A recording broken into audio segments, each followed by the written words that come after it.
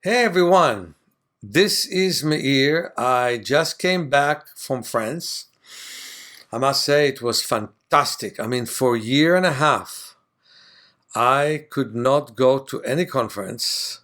And right now we had a fantastic conference. You can definitely purchase it online. And a wonderful workshop that came right after that. And then I went and rested beautifully in Marseille. I want to talk to you about something very important. Again and again and again, medicine pushes us to do things that don't work for us. Remember, 17% of all the money that exists in the United States at any time is being spent on medical practice. It is astounding. 3 times what we put on defense. And the United States put on defense more money than most countries combined. So it's really an amazing situation. And what do we get for that? More sick people than ever. Medicine kills more people and makes more people sick than any other element that makes people sick. Lately, we discovered that the simple thing that you're being told, take half aspirin a day if there is clogged arteries in your body. Sounds very safe. That will help your heart. Well, we learn it doesn't help your heart. That's a recommendation of the last 45 years. But it causes intestinal bleeding, brain bleeding, and many other problems. Some of them I'm very familiar with, neurological problem. Where do you think we got all the fentanyl type of problems that we're starting to sue other people for? Where did we get it? We get it from the patients that want to take drugs to feel better now. Well, look at other results that we had. I had a client who was blind and quadriplegic. You know why? Because his mother took thalidomide, very recommended by doctors throughout the 50s and 60s, that ended up causing blindness, deformities, and other problems. But that was in order to stop nausea for pregnant women. What's my alternative? 2 things. Kinesthetic awareness of the body. Exercises. In our place, we write blink, breathe, relax. Belief in oneself. Understanding that function affects structure and thought affects function. So today, as I was walking and running on the beach, being tired a bit from the long trip that I had from France back to San Francisco, to make my legs lighter, I held my ribs and by that stretched my back. And lo and behold, my legs moved so much easier. So I want to understand something. People think that a quick solution is a good solution. It's not. You know, I believe in the vaccine. Not because I truly believe in the vaccine, but I believe in the placebo effect of the vaccine. I think that the fact that people are taking it and believe in it make them less sick. I'm doing it myself.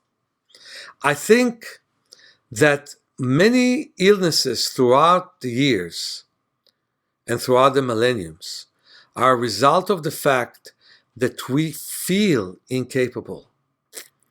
From the time that we were given potions in the jungles to the time that we get surgeries these days, we basically, with our belief, are really healing ourselves.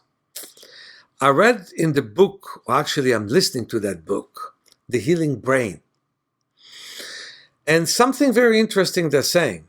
It takes the FDA weeks and sometimes months to approve a medication. The true medication is in your brain. And it took the brain thousands, if not millions of years, to approve the exact signal that the nervous system will send to heal you. I have so many examples. One person went to a surgeon because he had terrible cancer in his intestines. The surgeon opened him up in order to remove the tumor and decided it's a lost cause. He closed the abdomen, sent him home, and thought that in about 4 or 5 days he will die. 4 years later, he goes and meets the same surgeon and thanks him for prolonging his life, because he had no idea that the surgery is not what fixed him. It's his belief in the surgery that fixed him. Again, we're getting results. In the past, they made an experiment where they would open people's chest as a placebo without opening their arteries that were clogged. And those who they simply opened the chest and closed it, versus those that they opened the chest and unclogged the arteries, had the exact same results. So when your brain believes you get better, guess what? You get better. And so your medication is your own medication. That's why we're by the ocean. But I want to tell you something that isn't placebo: movement. Movement is life. What will heal you is not your big arteries, your capillaries that bring nutrition to your cells. Relaxation in a true way, where your connective tissue is loosening up. Relaxation in a true way, where your senses are getting sharper because you learn to relax them and you learn to rest them from the incredible stimulation that they always have. Relaxation by looking at the waves and allowing your lens to stretch. That will really heal you. That will prevent cataracts. That will get you much better vision. And movement will prevent the arthritis that everybody expects you to have. Pay attention. People expect you to have problems. And those who live to be more than 100 look like anomaly, instead of people who found a way to live longer in a better way. So our teaching is such that we teach you about your own inner power, where you will take away the noise of medicine that tells you it can heal you and charges you enormous amount of money for it. And you go back into the ability of your body. And that's why I wrote my book, Awakening Your Power of Self-Healing. So I'm looking forward to talk to you more next week. I love you all. I'd like to thank the organizers of the wonderful seminar and the wonderful workshops in Nimes. And I'd like you all to take to heart what I'm saying right now. You have a lot of powers, and you got to explore what they are. And we want to be your friends to the exploration.